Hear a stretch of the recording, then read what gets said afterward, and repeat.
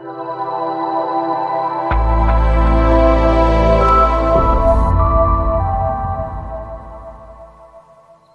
right, Aftershocks TV. We're back with another episode for you guys, and today we're talking with one of those bands who are no doubt causing tremors within the metal underground scene. Hailing from Richmond, Virginia, we've got Dave, Ed, and Kent from Rising Groove thrash metal outfit ARTUSHA. Guys, what's going on? Thanks for coming on. How are you guys? What's up, man? Good. Awesome, man. Well, I just referred to you guys as a groove metal band, which if you read, I guess you guys press release and you listen to those 3 tracks and videos that you put out last year, I think it would be appropriate. But with the new track, I think that just obviously got to on all the streaming sites, I believe today, Death to Life. I might have to rethink that moniker because it's definitely a lot different than what we originally heard from you guys, last year. But before we get into that, I guess, David, we'll start with you since you're the original member. I know Kent's the new guy in the band. Why don't you just give the viewers a brief kind of overview of the history of the band, how long you guys have been together, and just talk a bit about, how you guys got to where you are now with the new song Death to Life. Sure. First off, thanks for having us. And yeah, we started this band when we were teenagers, actually, and then took quite a bit of a hiatus, I think, just because of life and whatever else. And we all kind of went our separate ways in a way. And then we kind of got back together 2 or 3 years ago. Okay. And then Kent came aboard, 6 months ago? I'm not sure what it's been. 8 months? Yeah, it's been about 6 months. Yeah, so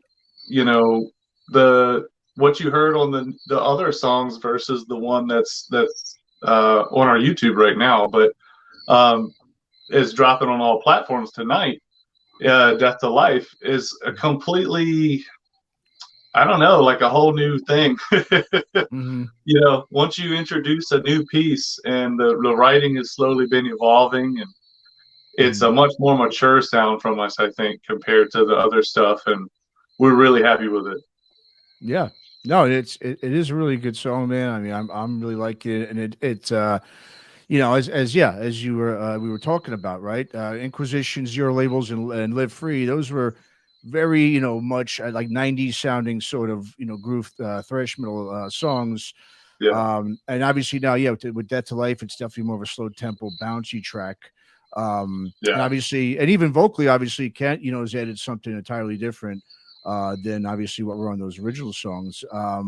So I guess talk a little bit about the I know you said it was sort of a maturity of the sound. Is this something that we can expect, I guess, going forward, this kind of a sound from ARTUSHA?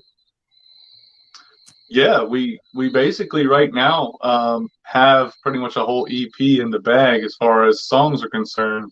Okay. But basically Death to Life, like you're just saying, is kind of a departure from the thrashier side, and kind of really getting, because we're not really sure what the subgenre is right now on it. We've got the metal part, but we're not really sure. So we just kind of keep saying groove metal because we don't really know where else to go with it. But when Kent came on, obviously he does 98% of the vocals on the track, and I did some backup stuff, but he brought a whole new fierce attitude on the vocals, whereas I was more of a yelling kind of guy. He can sing, scream, yell. He can do it all. So he's definitely better at it than I am. I wouldn't say better. Maybe I've just had a lot more vocal training because I love your voice. So okay, I'll take it. Yeah, no, it's funny because when I was watching the blooper reel for the Zero Label video that you guys did last, I think last spring or something, and I couldn't help but notice at one point, David, you said in there, you said, I wish I had a singer. So obviously you got your wish. Nailed it. No, yeah, there you go, exactly. So Kent, why don't you go ahead and talk about, your background as a vocalist? As you said, you've got more training. I mean, what's been your background in terms of singing in bands and so forth over your career? I've been kind of bouncing around the United States a bit since I was a kid. My family and stuff were in the military, so I basically took my acoustic with me all over the place, and I had sang for a couple bands that probably no one's ever even heard of. They're not even around anymore, so it doesn't really matter. But I moved from Coos Bay, Oregon to Virginia in 2017 to join up with my previous band, Seasons. And we got pretty far with that. And some things had went down that we just weren't getting along anymore. You know how it goes with bands sometimes. Sure. And I had to exit and departure, and I did that for 3 years, and I had a lot of fun and learned a whole lot. But I've been singing for probably about 15 years now, and doing the heavy vocals for a long time. But I really, really enjoy singing. I got like a lot of acoustic stuff on my own that's not out yet, but maybe one day. But yeah, so I've basically been a singer for, like I said, about 15 years, and I'm just really thrilled because I've known David since we were teenagers. I actually tried out for his band Nemesis when we were like 15. Oh, wow. And I ended up playing bass with them for, I don't know, it was like about a year. And then I ended up moving. So it's kind of an interesting thing that I knew them so long ago, and now we're circled back around. David actually was a huge part of helping out with my last project, and he's just always been there and a good friend. So it just made sense when he had kind of reached out when I departed Seasons to just be like, hey, do you want to come sing with us? And I was like, yeah, dude, let's try it out. Let's see what happens. And it's been awesome. Awesome. Hell yeah. Well, I mean, the other thing too is now with the band, David, as you mentioned before, you're going from a trio that you guys were obviously for a while now to a 4-piece. And obviously, as you know, anyone who's been in that situation, it obviously changes the whole dynamic of the band, as you were saying, especially especially with vocals when you're used to singing and doing, playing guitar and singing at the same time. Was there or has there been, I should say, an adjustment period where it's taken maybe some time to get used to having that extra member in the band, or was it the opposite? Was it just like, what a relief this is, and this has just been, it's been smooth sailing ever since? Right. Tell them the truth. Yes, I will tell you the truth. Oh, I got a reminder about the podcast coming on my phone. I'll tell the truth. Yes, there was definitely an adjustment phase. I think the biggest piece of the puzzle was obviously him coming on. Was the three of us had such a smooth operation going where we barely had any schedule differences or issues. And then when Kent came on, his scheduling and stuff was a little different than ours. So that was really the main adjustment. But other than that, it was a perfect fit for the music and the sound and just live too. Because my main thing was I was writing new songs and new material, and I kept joking with the guys, Kalen and Brian, and I kept saying, this is going to be really hard to pull off by myself. I'm just throwing it out there. And they were like, oh, you can do it. You've done fine so far. I was like, well, Inquisition's completely different than Death to Life or whatever, Like those songs kind of flow like rock songs almost, where, you kind of have time to get to everything. Whereas this newer stuff, it felt different. And yeah, I mean, I love where it is. I love the other stuff too, and we still play it live because a lot of people dig it. But the main adjustment, I think, was the scheduling. And then at the end of the day, we couldn't be happier with the 4-piece now, especially on the track. It just came out great. And then also live, we just played it. Was it Blue Ridge Rock Fest? And that was the biggest audience we've hit, all of us in our whole careers so far. And that was amazing. We couldn't believe that, as an up and coming band, people kind of just really took to us the way they did. And it was amazing. You got people crowd surfing, just losing their mind. You're like, they don't even know who we are. Nice. Yeah, I mean, that's a huge festival. And obviously, I mean, so was that sort of the first? I mean, how many shows have you guys now done as a 4-piece live? Was that one of the first ones you've done? What? I can't, like 3 or 4. Yeah, 4 or 5 before. Yeah, Okay. somewhere in there. And then that festival was like the 5th or 6th show. Wow. Okay. Yeah. So Yeah, it's still pretty new. Yeah. I mean, so yeah, I mean, talk about that. I mean, like I said, I mean, that's obviously a huge festival. I did see with the where you guys were time slotted, it was a pretty good time. It looked like it was right after Seether, and maybe it you know, it petered in a little bit right before Megadeth, I think, came on one of the stages. So yeah, you guys obviously must have, like you said, you probably got a really good sized crowd that came to see you guys, obviously, right? yeah. We saw probably. I think we were guessing 8 to 10,000 was in front of us. I think daily it was around 33,000 coming in and out of the festival. And Seether and Lamb of God had just finished up, so Lamb of God fans were coming from around the corner, and Seether fans were just staying put for a headliner that was coming on after that. So we were in a really good spot, and then we found out late, right before. Yeah, there you go, Five Finger Death Punch. That's who it was. And you know, we found out when the schedule came out, we kind of looked at it and we went, wait, there's like nobody else playing the festival when we're playing. And we're like, yeah, for 15, we had a 20-minute set, and for 15 minutes, it was just us for the whole festival. Wow, really? Damn, wow. That was mind blowing. Couldn't have got better a spot. You couldn't, yeah, you ain't kidding. I mean, that's a Yeah, great, right. that's perfect, man. Yeah.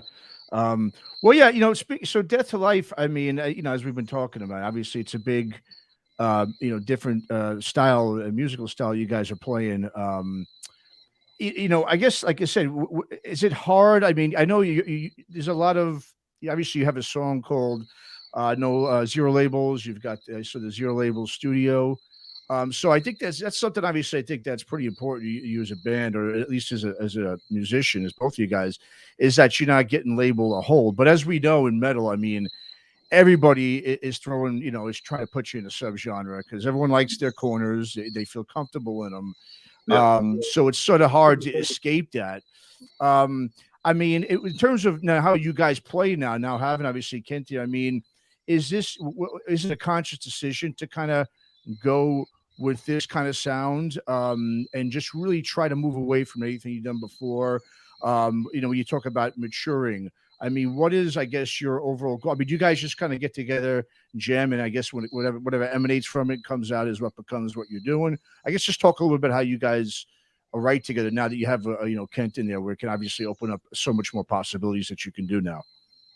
Yeah. Well, I'll add to this, and then Kent, you can throw something in there.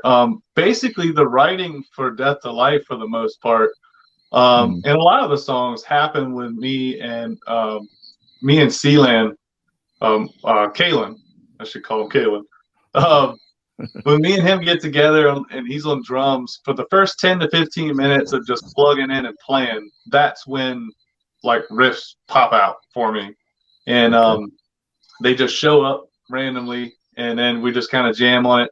It feels good, we'll jam on it a little bit longer, and then we try to throw in what we call riff sets. Once you get 2 or 3 riffs and they kind of sound like they're in the same ballpark, then that's kind of where it starts. Well, with Kent, now that he's in the fold, he's kind of just like a couple of rehearsals we've had. You know, he'll be sitting there while we're kind of doing that same thing, and he's already kind of, you know, scouting for melodies and just all kinds of stuff like that.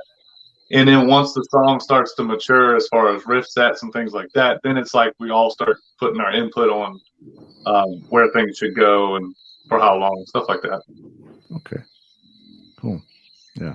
So now, Kent, when it comes to you with vocals, I mean, how is this obviously different than what you've done before previously with the other bands, with Seasons and so forth? Is this a new sort of challenges? It's similar to what you used to do, and just, I guess, talk a little bit about your approach. Writing for me has always been like how the song feels to me. So I'm doing the same things that I've done before in the past, just with my experience on top of it now. So like when I'm listening to something that they're grooving on or playing, I'll ask them, you know, what are you feeling right now when you're writing this? Are you upset? Are you happy? Like, what's going on?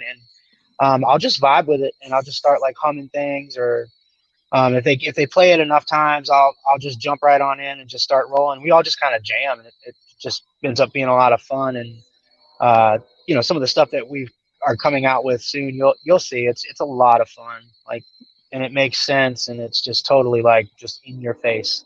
Mm-hmm. Cool, man. Awesome. Yeah.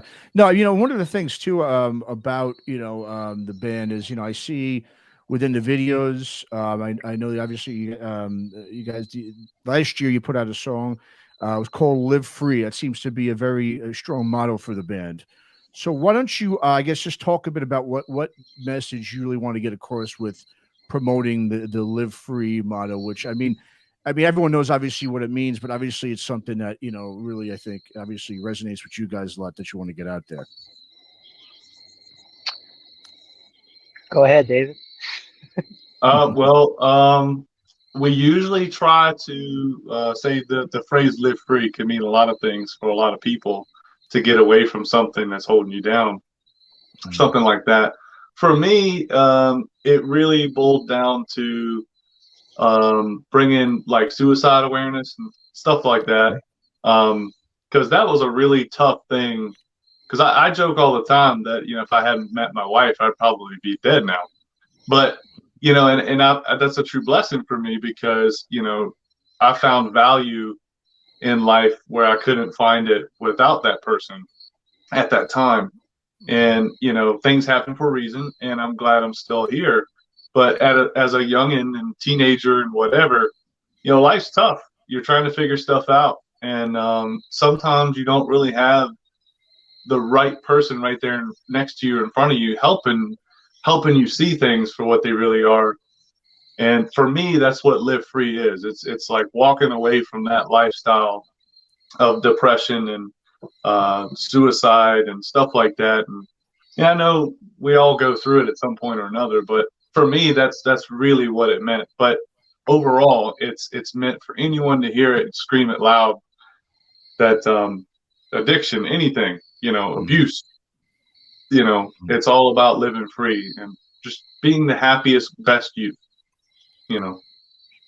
Sure. Yeah, I was going to say too, like a lot of us in the rock community, just throughout the years, we get picked on and messed with, and I know a lot of us are not strangers for it. Just for being ourselves, we caught shit for it for many, many, many years. Mm-hmm. And so I think a lot of people's depression and addictions and things stem from that loss of connection. And so that live free for me means, just be yourself and not give a shit what people are thinking about you, what people are talking behind your back or saying about you in general, because ultimately it really doesn't matter. If they don't like pay your bills, love you, give you kisses at night. That's true. Yeah, exactly. Nailed it. Yeah, absolutely. That's great. I love the uplifting message. It's great. So I mean, now you guys, you've got, obviously you put out the 3 tracks last year. You got the new track now. So essentially, that's 4 songs right there. Now you mentioned you've got some other tracks coming out too, right? You said you already have an EP in the bag. Is that what you guys are looking to do now next in terms of releasing some new stuff? It's actually in the air right now, exactly how we're going to go about it. Okay. We're planning that right now for 2022, but there will definitely be, whether it be an EP or singles, there'll definitely be enough music to put an EP out next year for sure. And most of them will have music videos and the whole 9 yards for everything. Yeah, we're trying to do it right, so that like when a song comes out, people get the song on all the platforms plus a video, and then the next time they have something to look forward to. And I think that's the perfect way to go about it, to be honest. Yeah, it's the new way. I mean, right? I mean, it's no longer where you just put out a full length and so far. I mean, yeah, you got to almost lead up to that and put out singles with videos. I mean, so you guys obviously doing that. I think a great job at that. Absolutely. And I also saw too on social media. I know that you're looking to, tour. I mean, obviously you just played this great festival. I know you guys play a lot of shows locally in the Virginia area. What's your guys' goal? I mean, I know right now it looks like everything's going backwards in terms of live music, unfortunately, but what is your ideal situation in terms of live? I mean, are you looking to tour? You want to just try to get on some more festivals? I guess just talk a little bit about what you're planning with the touring. Yeah, the goal is right now is we have a couple of shows that are actually booked for the remainder of the year, provided everything goes smoothly. But Next year, we've got a couple leads on a couple of things, and we would really like to see ourselves on a couple of decent tours. And ultimately, we're really trying to shoot on to hop on a few festivals, because obviously at this stage of our career, trying to build, you know, we're realizing we have something special. We're really happy with what we got going on, and it's just a matter of getting that in front of people. Yeah, and that's kind of the thing, you know. So, and you know, just to add a point you said earlier about albums and stuff, it's like we would love to throw an album out and try to get as much content out as possible, but it's expensive, and plus it's almost like blowing your whole load on one run, you know. True. Yeah. Well, you know, these days too, people don't just sit down to listen to a whole record like they used to. I mean, people like it's such a shame. You know, it is. I think it's just people lost the real experience of really enjoying what an album. You know, because I mean, bands put so much time and energy into making sure, you know, songs are placed right and everything's done right, and then people now it's just like they listen to an album once. Oh, that was good. Okay, what's the next one here? You know, it's unfortunate, but so I think, yeah, like you mentioned, I think it just seems more appropriate, more, I mean, common sense wise, just to release a few singles and EP and then just kind of go from there, obviously. But so I think the last couple records I even listened to full through was a Fit for a King's last effort, and was a Gojira's Fortitude maybe. Yeah, and you know, those had a real album vibe to them where you could listen to them that way, especially Gojira's. But a lot of records, when you listen to them now, they don't have the flow like records used to, you know, where they were placed so perfectly. It was like, yeah, that makes perfect sense. You know, so it's weird. It's definitely weird. Yeah. It's just a singles sort of industry now is really what it's come down to. Yeah. No doubt. Well, once again, the new song that's coming out, Death to Life, it's out now on all digital platforms. You can check out the video on YouTube as well. And won't you guys just go ahead and tell the viewers and the listeners where they can keep up with the band, you know, buy some merch and check out the tour dates and all that good stuff? You can hit our website, artusha.com, ARTUSHA.com. And you can go to all our socials, whether it be Facebook, Instagram. We're really active there, and interactive as well, talking to everybody as best we can. And yeah, I mean, midnight tonight, boom, it's out everywhere. Fantastic. Just a few hours, not about a handful of hours from now. Fantastic. All right. Well, guys, I appreciate it again. Again, the band's ARTUSHA. Track is Death to Life. And guys, appreciate you coming on with us, man. And hopefully we'll get to see you out on the road pretty soon and can check you guys out live, because I'm really loving the tunes, man. So keep it up. Keep up the good work. Thank you. We greatly appreciate it. Yeah. Yeah, man. Thanks a bunch. Absolutely. Thanks, guys. Appreciate it.